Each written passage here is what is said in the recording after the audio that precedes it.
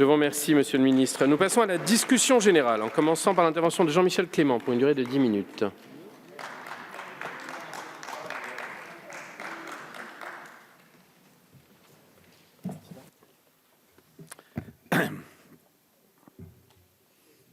Merci.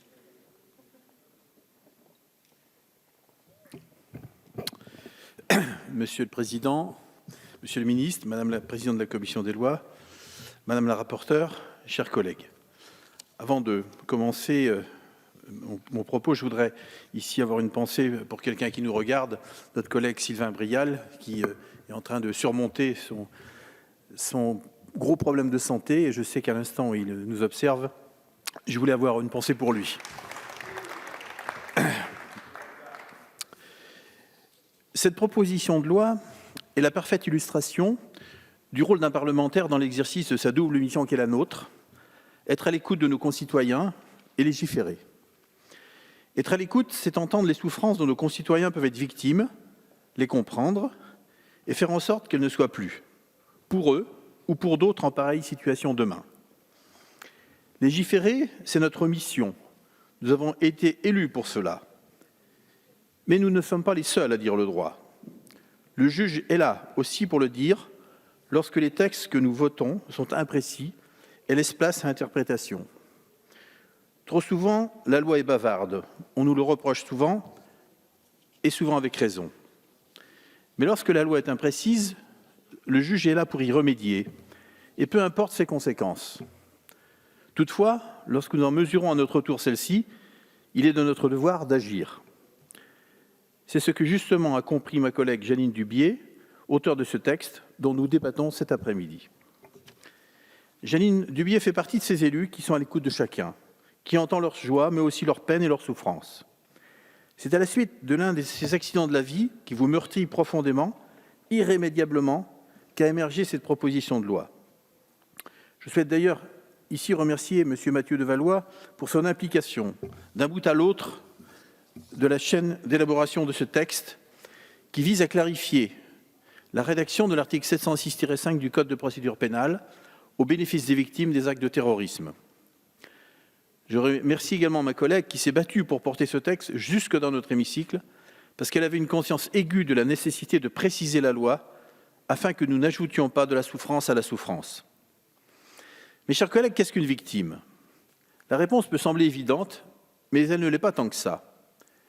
Si ce terme était rarement employé avant la fin du XVe siècle, aujourd'hui ce concept vise à définir toute personne subissant un préjudice ou un dommage.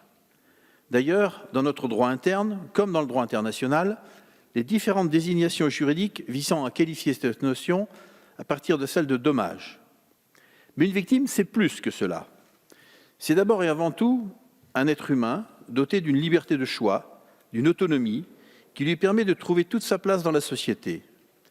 Aussi, ne pas lui offrir la possibilité de se reconstruire dans les meilleures conditions possibles, ne pas lui permettre de tourner la page du dommage, c'est nier à la victime son statut de sujet moral et social, c'est l'empêcher de se débarrasser de cette étiquette de victime que lui a apposée l'auteur des faits.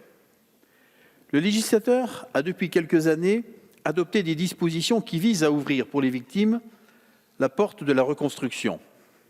La dimension indemnitaire est ainsi venue rejoindre les autres aspects de la reconstruction qui relèvent du médical, du psychologique ou du social.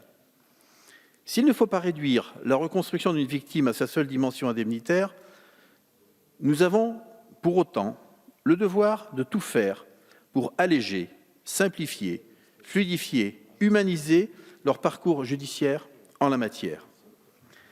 Malheureusement, la jurisprudence de la Cour de cassation a fait une application de ce texte contraire à l'intérêt des victimes en réduisant le délai de saisine de la commission d'indemnisation des victimes d'infractions, la CIVI. Cette interprétation des juges suprêmes est contraire à l'esprit de la loi du 15 juin 2000.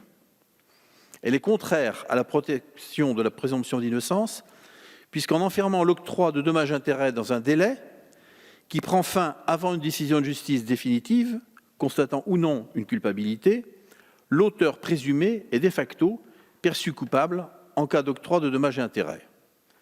Elle est également discriminante pour les personnes à qui une juridiction a reconnu un statut de victime, avec un délai plus court pour saisir à la CIVI pour que les personnes qui n'ont pas obtenu ce statut.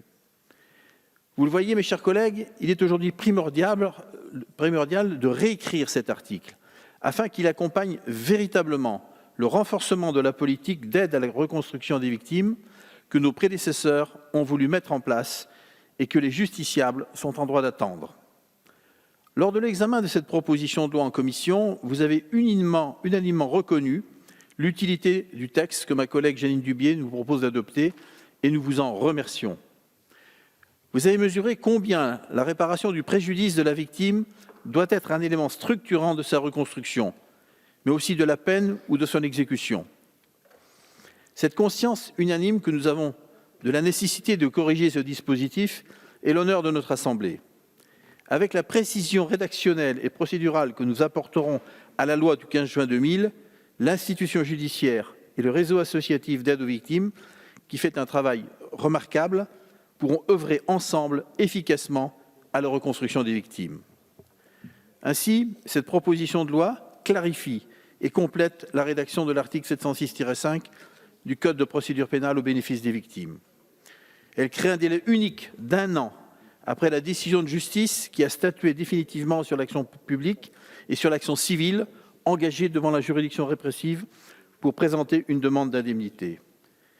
Elle conserve l'obligation, prévue par l'article 706-15 du Code de procédure pénale, qu'a la juridiction d'informer les victimes à qui on a reconnu le bénéfice de dommages et intérêts de leur possibilité de saisir la commission d'indemnisation des victimes d'infractions, et elle crée un cas permettant de relever automatiquement la forclusion si cette information n'a pas été donnée.